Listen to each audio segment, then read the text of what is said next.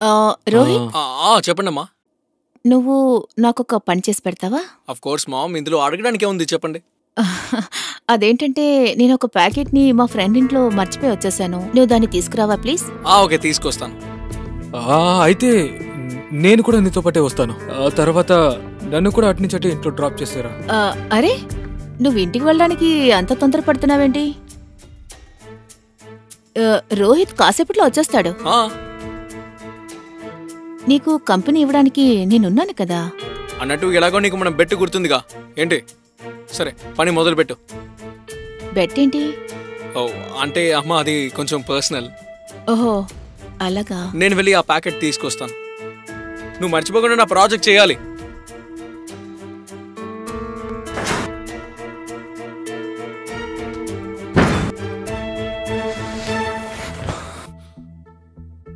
మీరు వాడిని ఎందుకు పంపించారో నాకు తెలుసు.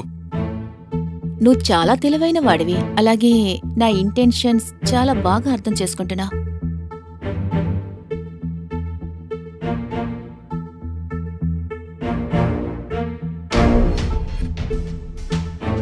ఏమైంది? నాకు తెలుస్తోంది నాతో నువ్వు డిస్టెన్స్ ని చాలా మెయింటైన్ చేస్తున్నా. అలాంటిదంతా ఏం లేదు.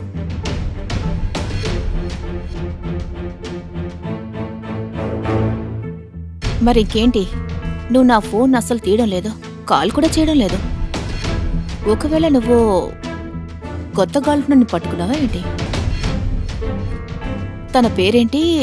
I think Ilya, right? ఒకవేళ తన వల్లే నువ్వు నాతో డిస్టెన్స్ మెయింటైన్ చేస్తున్నావా ఏంటి? ఇలియా నాకు కాలేజ్ ఫ్రెండ్ మాత్రమే.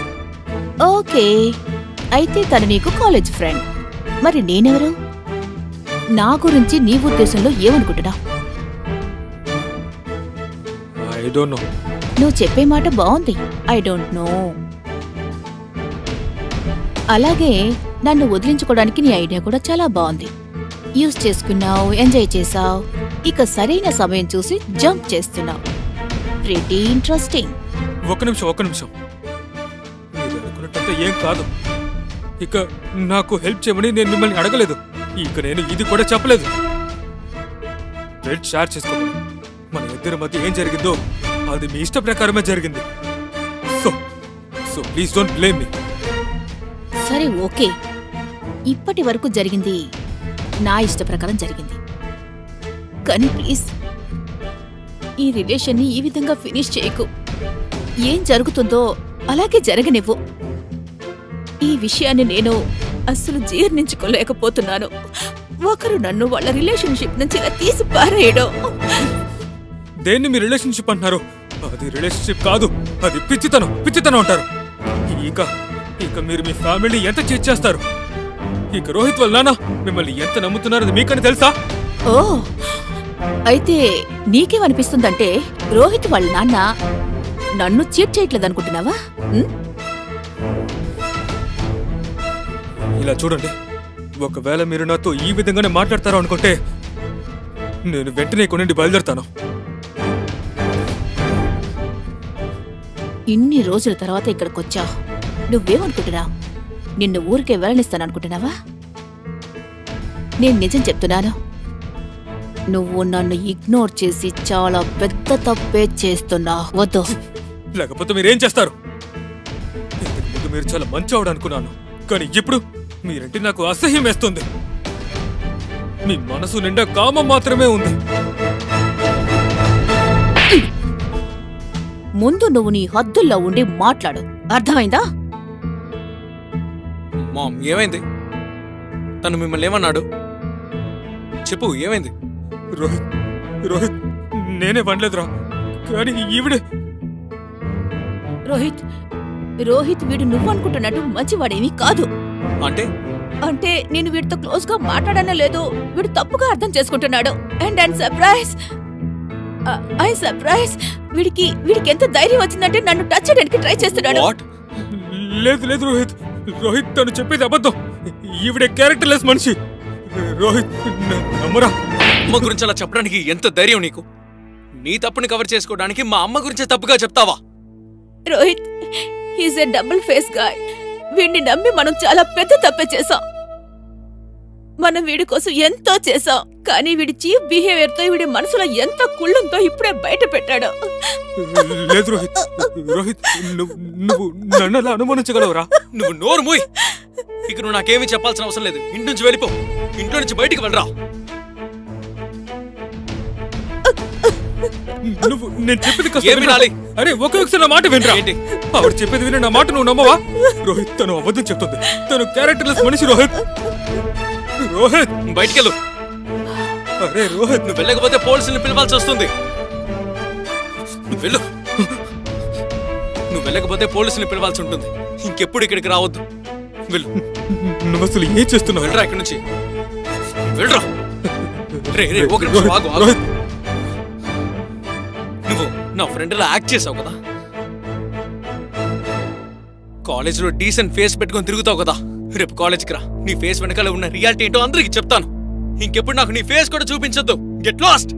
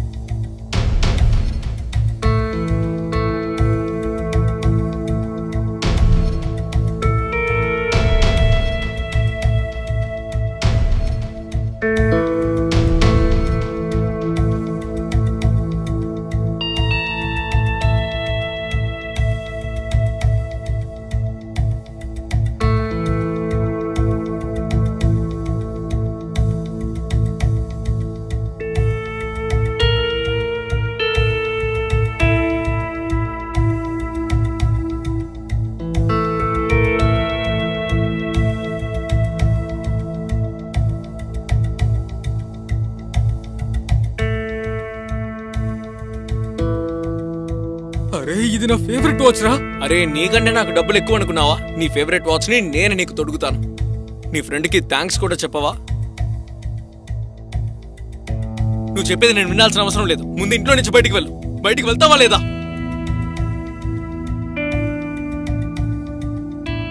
ఫ్రెండ్లో అయినా నువ్వు యాక్ట్ చేసావు కదా.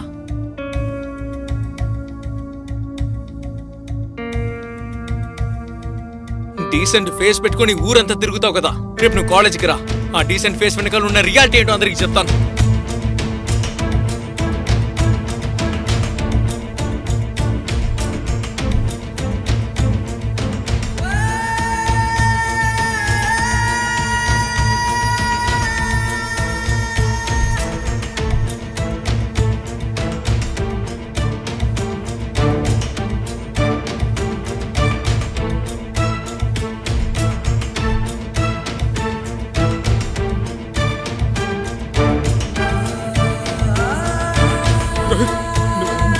ఏం చేస్తున్నావు?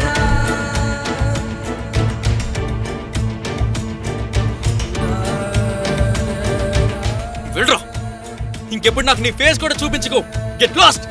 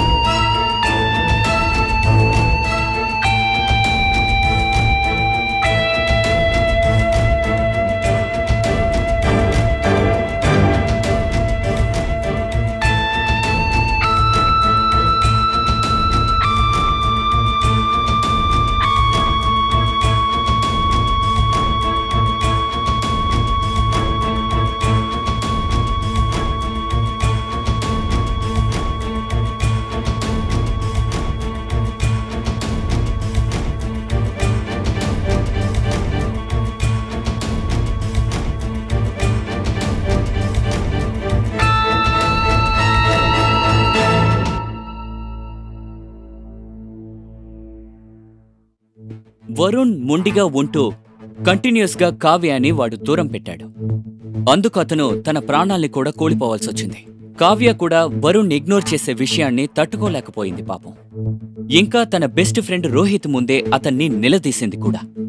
ఇంకా రోహిత్ వరుణ్ణి అవమానించాడు. అందుకు వరుణ్ తన మొహాన్ని తనే చూసుకోలేకపోయాడు. ఇంకా అన్ఫార్చునేట్లీ తను సూసైడ్ దారిని ఎన్నుకున్నాడు. కాని వరుణ్ అనుకుంటే అతను ఎలాగైనా కావ్య గురించిన నిజాన్ని రోహిత్కి ఎలాగైనా తెలియచేసుండొచ్చు. కాని అతను లేట్ చేశాడు. దాన్ని చివరికి కావ్య యూజ్ చేసుకుంది. అలాగే రోహిత్ ముందు అతన్ని నేరస్తుడిగా నిలదీసింది. నేరం అనేది కిడ్నాప్ చేయడం, మర్డర్ చేయడం, రేప్ చేయడం మాత్రమే కాదు, ఆత్మహత్య చేసుకోవడం కూడా ఒక పెద్ద నేరమే. మిమ్మల్ని త్వరలోనే ఒక కొత్త కథతో మళ్ళీ మీట్ అవుతాను. అంతవరకు సెలవు. నమస్కారం.